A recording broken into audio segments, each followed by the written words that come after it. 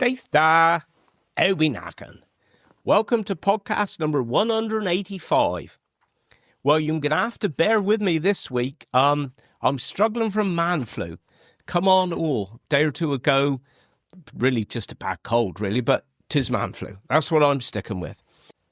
So I'll try not to talk too long today because my interview today is brilliant. I'm sure you'll love it.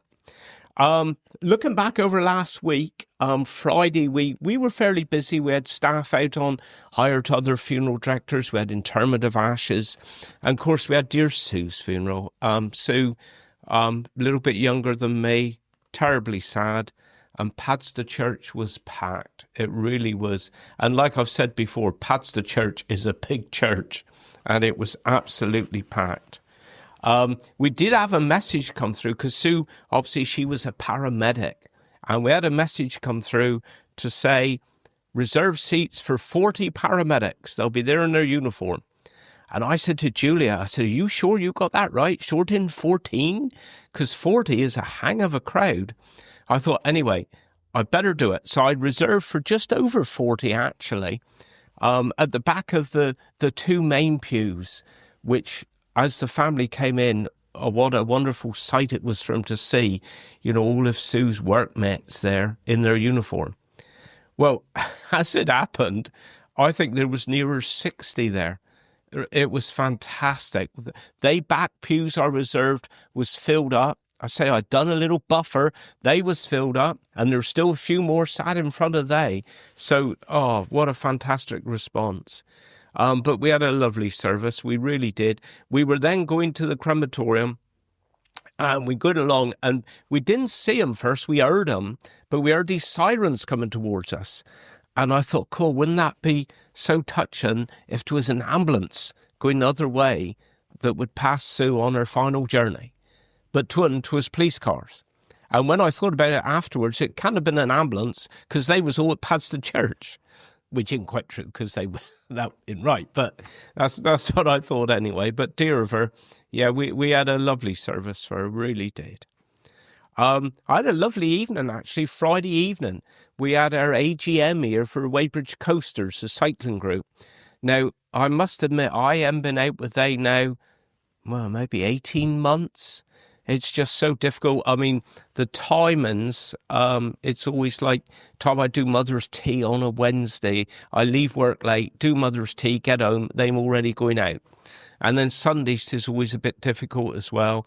But it was nice to meet up with all the gang again and some new faces that I'd never seen before. So that was me Friday. And then the weekend, I had a lovely quiet weekend because we have gone a bit quieter now at the minute, and all of Cornwall have. I don't know about nationwide, most probably as well. So I didn't really do much work at all at the weekend. Obviously, I was on call. I didn't have a call out.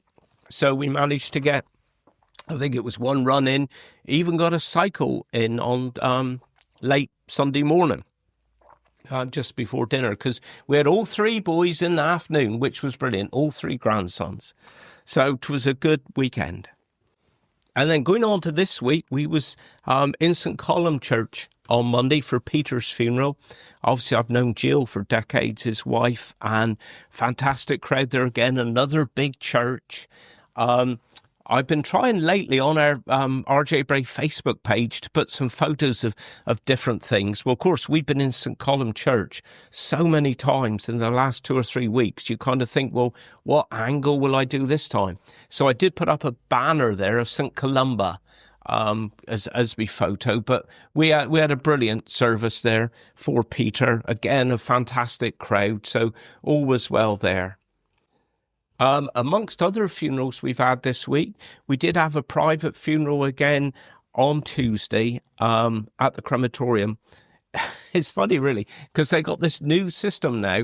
So if you have a 9 o'clock service at Glyn Valley, it's a cheaper rate. You can have from 9 to 9:15, and that's not too much dearer than the ones we do at 8:30. But you are allowed up to 15 minutes in the chapel. You ain't allowed a real chapel full, but, if you're sensible with numbers, and that's quite a cheap option. Or they've brought this new thing in now where you can have a half hour in the chapel from 9 to 1:30, and again, that's not too much dearer. But when they brought that out the other day, I said to the staff in there, how long's this going to work? Because you can't be in there for half hour because there will be a 9:30. Well, they need to get in at 9:15 to get everything ready. Well, you almost get the feeling that perhaps higher up the management chain, whoever's idea this would, them really thought it through. So what we had to do, we had to get a 9 o'clock to make sure that the 9:30 hadn't already gone on that day so that we could have our full half hour. But it went really well, actually. It did go well. But it is, it could be interesting in the future if that 9:30 does get booked up. Yeah, we'll see. But then I had to whip up to St. Tudy for Caroline's funeral again. Lovely lady, known her for decades. Real, I was going to say real St. Tudy, but she wasn't really. She was a Blisland maid. And there was a lovely story about when she was young. They used to go out around Blisland there picking primroses, and they would go on the train, and the primroses would be sent on the train up to London to be sold. And I've heard a lot of things like that used to happen, decades ago when we had a more localised train system. So that was good. And then other stories, like when she was young, she went to Plymouth to see the Beatles. Well, how class must that have been? Brilliant. But I said to her daughter Anna, I don't think we could have got more people in that church if we wanted to. It was heaving. Fantastic. It really was. And I did put a little photo, actually. There's the little lady chapel there at St. Tudy. Lovely little lit up altar. So I did put that on for then. But dear of her, we had a lovely service. But apart from that, I say we've been fairly quiet. We did have a private funeral again yesterday. But we have been, overall, we've been nice and quiet. One thing I was reminded of this week, because we have recordings when you have music in the crematorium, it's not like the old days where you could just turn up with a CD. Now, if you want music played at the crematorium, there's this company called Obitus. So we have to request the music from Obitus. They then search for it and they download it to the system at the crematorium. And they need 2 working days to do this so that they can track it down. And as long as it's been released anywhere in the world, if it's on Spotify, iTunes, anything like that, they can usually get it. The one thing they will never upload or download, I suppose, is anything off YouTube, which is frustrating, really, because there's some lovely bits on YouTube, but it's just been made by people like us, and they can't use it. So, but we were talking, we had a lovely funeral. I ain't going to mention any names at all, but we had a Robbie Burns poem to be read, and we found a recording of it. Now, one of my members of staff, just whether she said it wrong in the conversation to the vicar, but she said, we got a recording of Robbie Burns' poem. Now, the vicar, I don't know if she misheard her, mistook her or whatever, and it was so funny. We sat there at the crematorium, and the vicar says, we've now got to listen to a recording of Robbie Burns reading one of his poems. Now, I'm looking at everybody because I always sit at the back of the chapel, and nobody really looked at each other, which was good because obviously I don't think they realised, because you're so emotional and then you're ready to listen to this poem. But I thought to myself, well, there's no way that Robbie Burns can do that because they didn't have tape recorders back in the 1700s. So I didn't say nothing. Nothing's been said since. I did have a look and research to who was actually reading it, as obviously it wasn't Robbie Burns, and 'twas the Scottish bloke that used to be on Dad's Army. So he read it. But that's something a bit random that came up this week. So there we go. Well, I don't think I've got anything else really to say. And I want to cut it short because my interview today is with someone who I've known a long time, lovely chap, he really is, Rex Curtis. And I went to see Rex over Roach this week, and I tell you what, I could have still been there now. The stories he was telling was fantastic. And I think we'll have a good few episodes out of this because it's so interesting. I can't cut nothing out. It was brilliant. And it was a beauty because we'd be talking about something and then he'd remember something else. And he apologised. He said, "'Tis a bit higgledy-piggledy sort of thing." But I said, "No, I love it. And I'm sure that you'll love it too. I really am."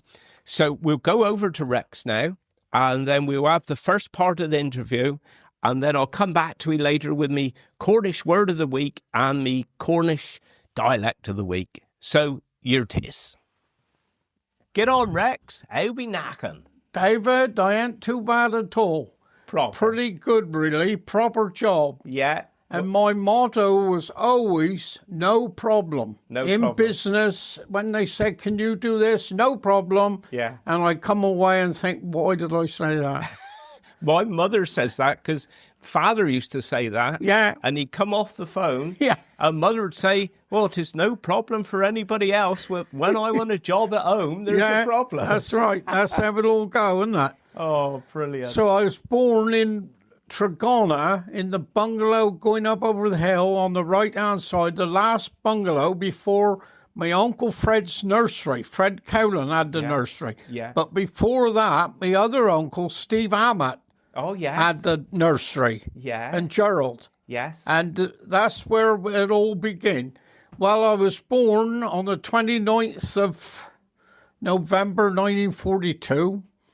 The nurse from down Little Putterick, Nurse Osborne, she come up, she was the midwife type of thing. So I was born, I was 9 pound 2 ounces, I think. Bit of a whopper, really. Yeah. And one thing come to another, and my auntie now was my godparents. My auntie Ethel was another one. And they threw me up to the ceiling. There was someone to do in the family of good luck. Right. But I hit my head on the ceiling. Oh, no. But just, only just it wasn't a major thing. And one thing come to another, and Nurse Osborne, she was a postmistress in Little Putterick. Okay. Yeah. In her house. Yeah. And we went from there. So then we come to St. Izzie's School. We'll miss out a few things because it'll take all day otherwise.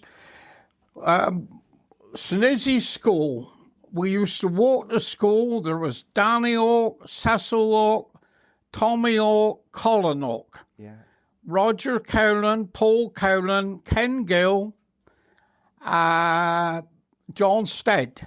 And we all used to walk to St. Izzie from Treadwell, down Little Putterick, over the bridge, up other side, to the school.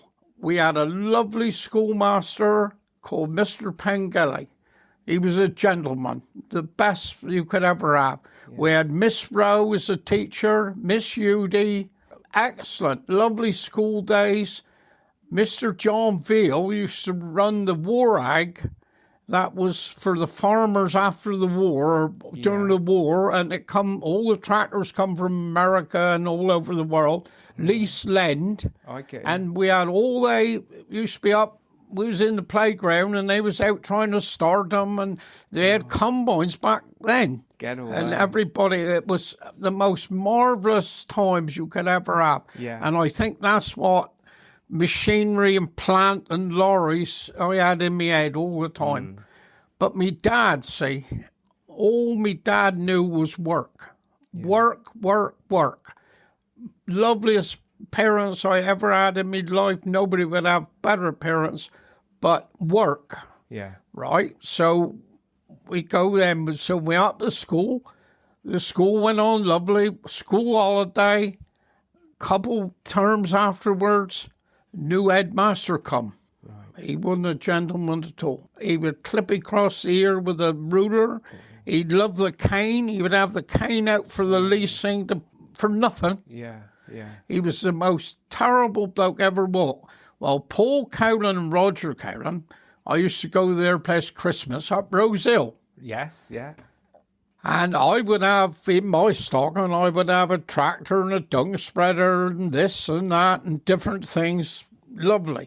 They didn't. They had boxing gloves. Oh, right. Then they had a ring. Then they had a bell.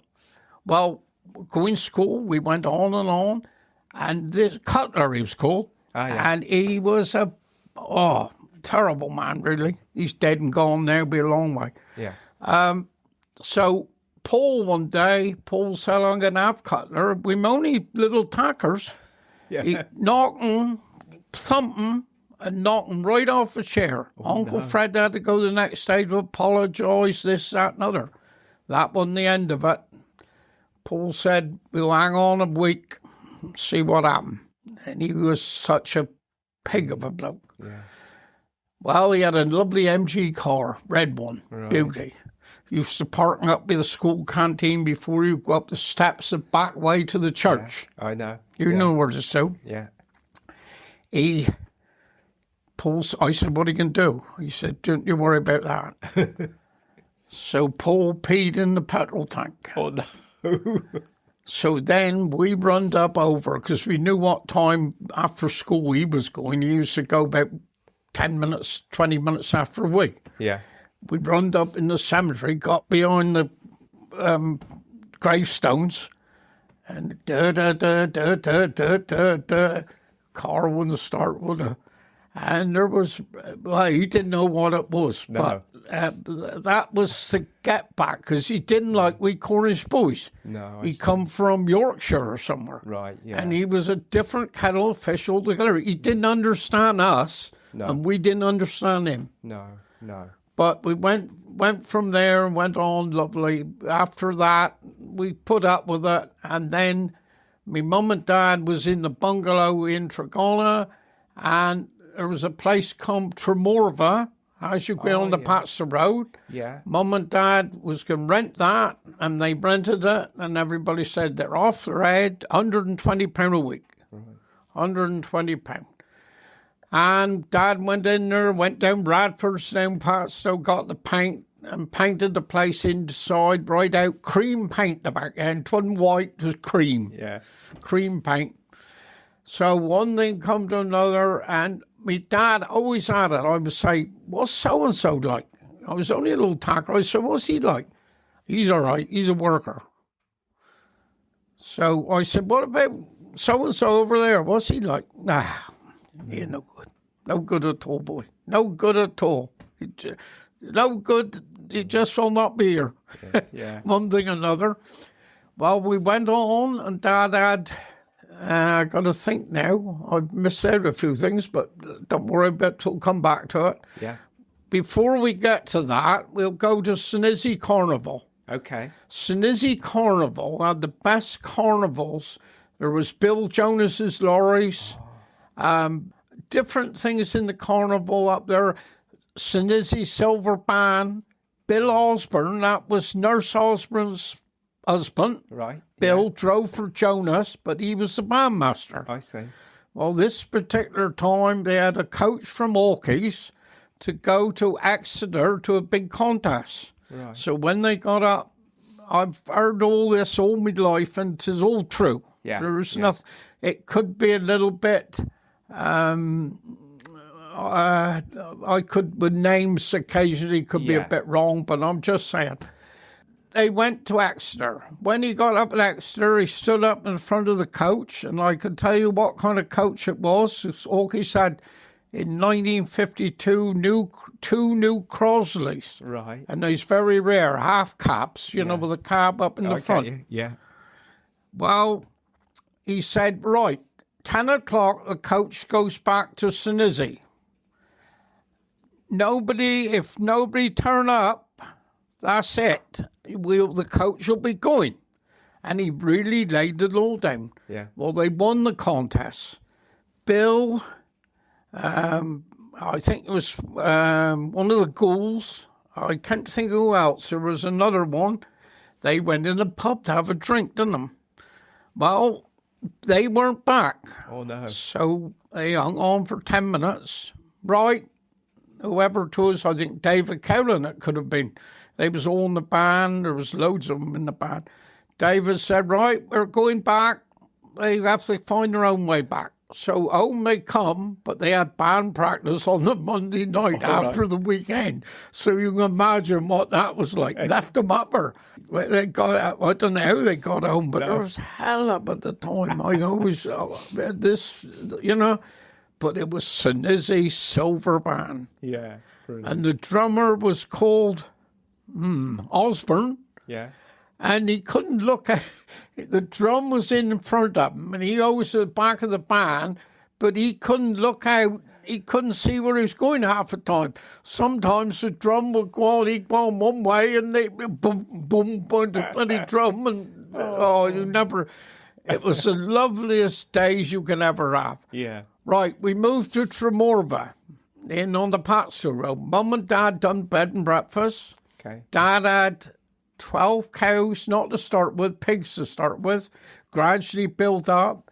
And the cows, I'll tell you what they was called. It was Primrose, Daisy, Molly, Sparky. Sparky was because there was a piano back in the 50s, early 50s, and there was something to do with Sparky. All right. The piano, whatever it was. Well, they had all these cows, and it was absolutely marvellous. Well, Dad was working on, well, before that, he worked for Tom Sandry on lorries. Oh, yes. I forgot to say about that. He used to go down to Orland Bay, load sea sand, load up with shovels, 7 o'clock in the morning, loading up, taking up, this is before tippers now come in, taking up in the car park, ave them off, ave the lot off, load another load, go to Davistone, spread it in the fields for the lime, you know. Yeah. Back to Orland Bay for the next load because the tide was in by this time, see? So he had that load in the car park already, had to loading again. Loan again, You think about it all. Yeah. And he went on. And he was working for Tom Sandry back then for, everybody was on 30 bob, roughly. And he was on 40 shillings. Right, yeah. 40 shillings, but hard going. Yeah. Hard work. Well, he went on, and then there's a job come up on the Southern National in Patstow. And he got the job, done all the qualifications as you've done and all the rest of it, but he milked the cows in between. Yeah, in the very beginning, we were milking by hand. Mum would get out milk. She can milk a cow so good as any man. Yeah. She's really good. And we went on and went on and went on. It was lovely. Brenda, by that time, I suppose, well, no, I missed out a lot, really, but I can't help that. Brenda, she worked in the chemist in Patstow, B.B. Bonetto. Okay. And he was the treasurer of Patstow football. So the only time they had freedom was a Saturday afternoon when he's gone football, because B.B. was away. Yeah, okay. But you know what I mean. They could, well, relax a bit, try the powders a bit and all the rest of it. But Brenda always smelt beautiful because the chemist shop, you always had perfume. Yeah. And it was always, when she come home, it was always felt lovely, you know. And I'll let people know Brenda was your sister. Brenda was sister, yeah. And me and Brenda, we never had a hard word in her life. No. Never once. And I'm skipping a bit, but before my dad died, he said, make sure you look after your sister. And I made sure of that. I used to go out there, take her for a pension, done all sorts in my time, and rung her every day. But at the moment, as you know, you done the lovely funeral for her. Every day I rung her, I miss it. Totally. But I got her photograph here at Royal Cornwall with all of her 90. Mum, Dad, all of them here. Yeah. Up there at Tregonah. 7-year-old. I must have been 6.5, 7, I suppose, when I went into more of a 7-year-old. By 8, I was driving a tractor. I could do any work. Dad would have me down Owen, Mangles, Owen, doing anything. Well, we had a dog called Suki. It was an Alcown. And this Alcown, I said to Dad, between us, I said, do you think he would go in the wheel out if we had a harness for him, proper harness? Because he was a dog for that sort of thing. Yeah, good idea, Rex. Really good idea. That was all good idea between us all. We worked it all out together. Hitching in the wheel, though, didn't think about it. Skylark would go up. As soon as the Skylark come up, I was Roger Bannister. My legs would be going. I'm with the wheel out, and the dog would be after after any type of bird he would go for. Yeah. So that worked, but it didn't always work. No. It was a bit cagey, really. And I remember one day we was down in the field, Owen, and we heard this aeroplane coming, and that was a Brabazon. Right. Lord Brabazon made a plane called Brabazon. Okay. And it was the darkest, when he went over, it was like the eclipse. Everything went dark because the plane was so big and low. Yeah. How he stayed up in the sky, I don't know. No. I always thought about it to this day, But, we had lovely days. Mum and Dad looked after us. The food was lovely. We'd grown every bit of beans, peas. Mum took in visitors, 10 shilling a night for bed and breakfast, 17 and 6 full board. Now, the full board was like, this is early 50s, full board was like a Christmas dinner every day. Really? Yeah. Every day. We had Commander Poland used to come down. Commander Poland, Mum, he went up Dunmere somewhere and called a couple trouts. Could you cook these trouts for me, Mrs. Curtis? Mum cut the heads off. Oh, how disappointed he was. Right. You don't cut the heads off trouts and all the rest of it. And she was really embarrassed about it. I always remember it. We had another one, and how old would Lloyd Webber be now? The composer? Yeah. Oh, would he be 70s now? He used to come and stay. Yeah. And he played our piano. Really? But he wasn't very old. No. He must have been just a tacker, really. Yeah. I always remember it. Yeah. And they come every year, say. Once they've been there once. Yeah. Oh, book up again for next year. Yeah. 17 and 6, 10 shilling bed and breakfast, when you think about it. Yeah. Never right, was that? No. So went on now, where's Rex going to work?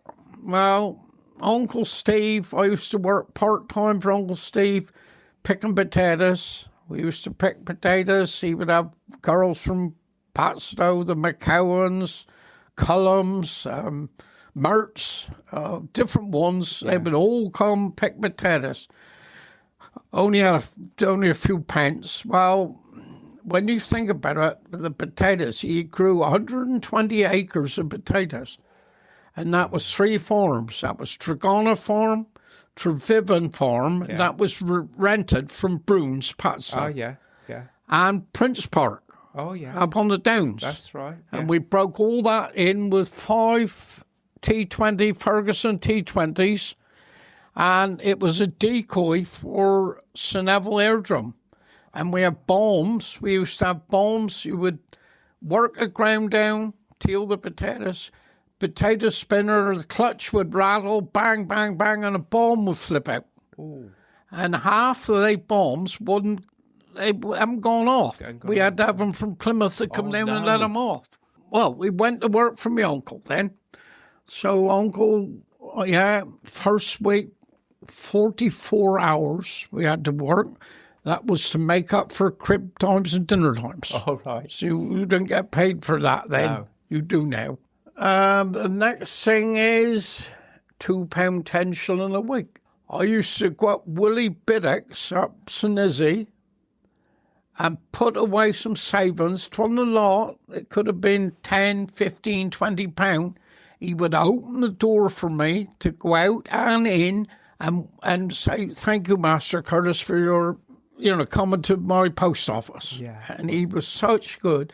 And Willie Biddick used to follow Snizzy Pan everywhere, and he was a great tall bloke, and she was a very short bloke. And they looked like comedians. But every time you went in there was the mess shop in front. You could smell sealing wax. Yeah. Sealing wax everywhere. Oh, it was something about it. Yeah. And he would thank me, and I didn't have a lot of savings, but a little bit of saving. Oh, thank you very much for coming. He'd open the door, let me out, and I'd go way home. Oh, I had a Rudge Whitworth bicycle. Right, yeah. Come from Radford's in Patstown. Well, thank you, Rex. Wasn't that brilliant? Oh, I absolutely love that. I'll tell you what, I could have been there all day. It was so interesting. And we just went from one subject to another. There's hardly any editing in that at all. Rex was brilliant. He'd think of something, he'd go on to someone else. And we got a few weeks more of that to come. I hope you liked it. I really did love it. For me Cornish dialect and me Cornish word of the week, Andrew Eddy come out with a booty this week, an old Jack Steer one. But I think I'll keep that one till next week, because this week now I thought of another one which will tie in with me Cornish word of the week. And obviously Rex was talking about potatoes there. I'm a little bit confused. I mean, there's modern Cornish, there's older Cornish kind of thing, and I wasn't too sure of the Cornish word for potato. So I had to do a bit of research into this, and I've actually come up with two words for potato, which is avaldor, which is two words, A-V-A-L, and then D-O-R, or tetty, T-E-T-T-I. So that's two completely different words for the word potato. So I will ask a few of my friends that know Cornish better than I do to see if I can get to the bottom of it. So that's what my Cornish word is for the week, either avaldor or tetty. Well, of course, from that comes the word, I would imagine, teddy. Because down here we call our potatoes teddies. And you can see how it's gone from tetty to teddy. It's like viddy and vitty. Up here we say viddy, down west they say vitty. So tetty, that's the obviously Cornish word for potato. So if you saying something, if somebody's a bit lacking in strength or something, or even if you have a cup of tea and 'tis watery and weak or something, you say, "Cool, 'tis weak as teddy water." As weak as teddy water. So that's my dialect for the week.